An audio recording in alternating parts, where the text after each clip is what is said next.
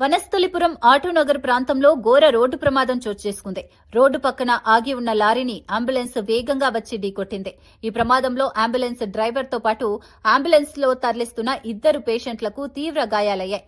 ప్రమాదం జరిగిన వెంటనే అంబులెన్స్ ముందు భాగం పూర్తిగా ధ్వంసమై లోపల ఉన్నవారు ఇరుక్కుపోయారు.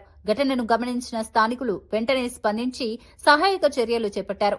అంబులెన్స్ లో ఇరుక్కుపోయిన ఓ పేషెంట్ ను అతి కష్టంతో బయటకు తీసి చికిత్స కోసం సమీప ఆసుపత్రికి తరలించారు.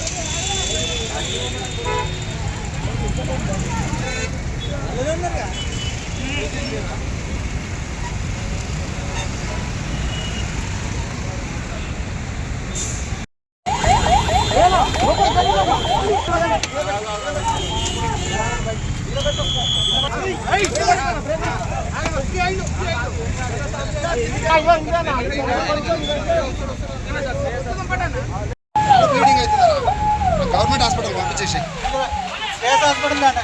ఏదో ఎక్కడన్నా పంపి నీ బండి అన్న